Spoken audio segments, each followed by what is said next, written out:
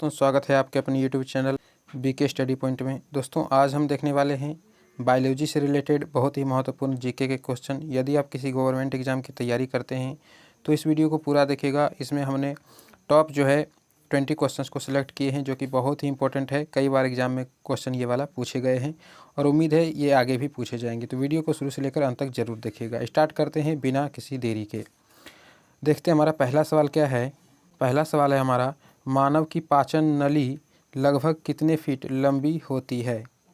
दोस्तों यदि इसमें से आपको किसी भी क्वेश्चन का जवाब पता हो तो कमेंट में लिख सकते हैं। इसका राइट आंसर होगा ऑप्शन नंबर सी, यानी कि 32 फीट लंबी होती है। अगले सवाल पे आते हैं। सवाल नंबर दूसरा देखते हैं, मनुष्य में पाचन क्रिया कहाँ से प्रारंभ होती है। दोस्तों इसका right answer option number B होगा, यानी कि मुख से प्रारंभ होती है। अगले सवाल पे आते हैं और सवाल नंबर तीसरा देखते हैं, मनुष्य में पाचन का अधिकांश भाग किस अंग में संपन्न होता है। दोस्तों इसका right answer option number A होगा, यानी कि छोटी आंत में संपन्न होता है। ठीक है, मनुष्य में पाचन का अधिकांश भाग जो है छोटी आंत में संपन्न होता है। अगले सवाल पे आते हैं। सवाल नंबर चौथा देखते हैं, मनुष्य के जीवन काल में कितने दांत जो है 2 बार विकसित होते हैं।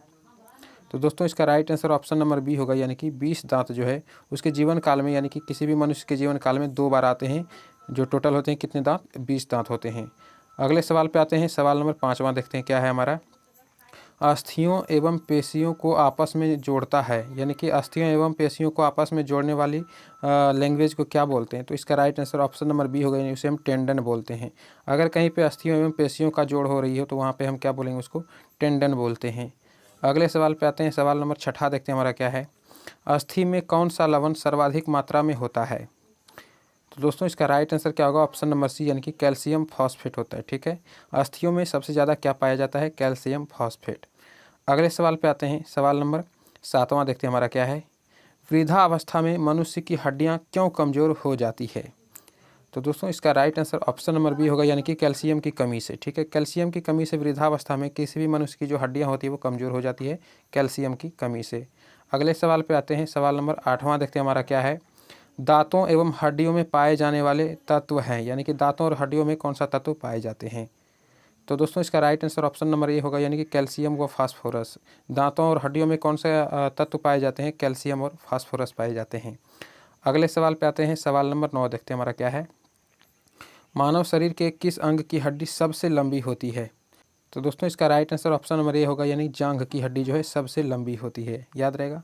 अगले सवाल पे आते हैं। सवाल नंबर 10 देखते हैं, टीबिया नामक हड्डी किस में पाई जाती है। कई बार एग्जाम में ये वाला क्वेश्चन पूछे गए। टीबिया नामक हड्डी जो है टांग में पाई जाती है। ठीक है, हमारे टांग में जो कौन सी हड्डी पाई जाती है, टीबिया नामक हड्डी। ठीक है, अगले सवाल पे आते हैं और सवाल नंबर 11 देखते हैं हमारा क्या है, मनुष्य के शरीर में पैर की हड्डी कैसी होती है।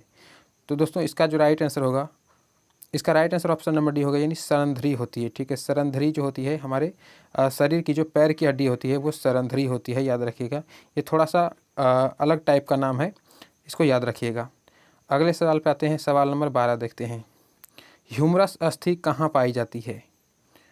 देखिए दोस्तों, ह्यूमरस अस्थि जो है हमारे हाथ में पाई जाती है, तो इसका राइट आंसर होगा ऊपरी भुजा में। ठीक है, हमारे हाथ की जो ऊपरी भुजा होती है, मतलब पहले यहाँ से हाथ स्टार्ट होता है, उसके बाद यहाँ पे हमारा केहूनी आता है, उसके बाद यहाँ से हड्डी 2 भाग में बांट जाती है। लेकिन ये जो पहली वाली होती है ये इसी को हम ह्यूमरस बोलते हैं, इसको हम ऊपरी भुजा भी बोलते हैं। तो राइट आंसर होगा ऊपरी भुजा में ह्यूमरस हड्डी जो है पाई जाती है। अगले सवाल पे आते हैं और सवाल नंबर 13 देखते हैं, निम्न में से कौन सा मानव के पैर की हड्डी नहीं है। तो मानव के पैर की हड्डी फिबुला है, टिबिया है, फीमर है, जो मानव के शरीर पैर में पाई जाती है। ठीक है, ह्यूमरस जो है वो उसके हाथ में पाई जाती है। अभी हमने बताया जो ह्यूमरस होता है वो सबसे ऊपरी भुजा में ह्यूमरस पाया जाता है, तो ये हमारे हाथ की हड्डी होती है। अगले सवाल पे आते हैं। सवाल नंबर 14 देखते हैं, मानव शरीर की सबसे लंबी हड्डी है। तो दोस्तों इसका राइट आंसर क्या होगा, जो सबसे लंबी होती है हड्डी जो होती है वो हमारे जांघ की हड्डी होती है, जिसे हम क्या बोलते हैं, फीमर बोलते हैं। तो right answer option number B होगा, उसे हम क्या बोलते हैं, फीमर बोलते हैं। अगले सवाल पे आते हैं। सवाल नंबर 15 देखते हैं, मानव शरीर की सबसे छोटी हड्डी। दोस्तों इसका right answer option number B होगा, स्टेपिज बोलते हैं, और ये हमारे कान में पाया जाता है। तो याद रखिएगा, कान की जो हड्डी होती है सबसे छोटी हड्डी होती है, उसे हम क्या बोलते हैं, स्टेपिज बोलते हैं। तो हमारे शरीर की जो सबसे छोटी हड्डी हो जाएगी वो हमारे कान की ही हड्डी हो जाएगी, जिसे हम स्टेपिज बोलेंगे। अगले सवाल पे आते हैं और सवाल नंबर 16 देखते हैं, मानव शरीर की सर्वाधिक प्रबल अस्थि होती है। दोस्तों इसका राइट आंसर क्या हो जाएगा, इसका right answer option number A हो जाएगा, यानी कि जबड़े की जो हड्डी होती है सबसे प्रबल यानी कि मजबूत हड्डी होती है हमारे जबड़े की। अगले सवाल पे आते हैं, सवाल नंबर 17 देखते हैं। मनुष्य के शरीर में पसलियों के कितने जोड़े होते हैं, यानी कि हमारे शरीर में जो पसलियों की संख्या होती है, पसली वाली हड्डी, वो कितने जोड़े में पाई जाती है। तो दोस्तों इसका right answer option number A होगा, यानी कि 12 जोड़ा। ठीक है, 12 अगर जोड़ा में बोले तो 12, अगर कुल पूछे तो 24 हो जाएगा। अगले सवाल पे आते हैं और सवाल नंबर 18 देखते हैं। मनुष्य की खोपड़ी में कितनी अस्थियां होती है।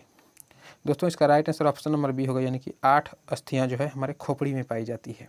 खोपड़ी में कितनी अस्थियां, 8 अस्थियां। ठीक है, यदि हमारे फेस में बोले यानी चेहरे में बोले तो 14 हड्डियाँ। ठीक है, वो भी आप याद रखिएगा। अगले सवाल पे आते हैं और सवाल नंबर 19 देखते हैं। नवजात शिशुओं में हड्डियों की संख्या लगभग कितनी होती है। तो दोस्तों इसका right answer option number B होगा, यानी कि लगभग 300 हड्डी होती है जब जो नवजात शिशु होती है, यानी कि जो बच्चा अभी अभी जन्म लिया हो, उसमें लगभग कितनी हड्डियाँ होती है, तो 300 हड्डियाँ होती है। ठीक है, अगले सवाल पे आते हैं और सवाल नंबर 20 है। मनुष्य में कुल कितनी हड्डियाँ होती है, यानी कि जो वयस्क मानव होता है उसमें जो हड्डियों की संख्या होती है वो लास्ट में कई हड्डियां आपस में जुड़ जाती हैं जन्म के बाद। तो इसका राइट आंसर क्या हो जाएगा, ऑप्शन नंबर बी, यानी कि लास्ट में सिर्फ जो वयस्क मानव कहलाते हैं उसमें 206 हड्डी पाई जाते हैं। ठीक है, तो मनुष्य में कुल कितनी हड्डियां हो जाएगी, तो 206 हड्डियाँ। ठीक है, याद रहेगा। तो दोस्तों उम्मीद है आपको ये वीडियो पसंद आई होगी। अगर वीडियो पसंद आई हो तो एक लाइक ज़रूर कर दीजिएगा और अपने दोस्तों के पीछे शेयर भी कर दीजिएगा। और यदि हमारे चैनल पर नए हैं तो चैनल को सब्सक्राइब जरूर कर लीजिएगा, ताकि नेक्स्ट वीडियो जब लाएँ तो आपको उसका नोटिफिकेशन मिल जाए। तो मिलते हैं नेक्स्ट वीडियो में, तब तक के लिए जय हिंद मेरे साथियों।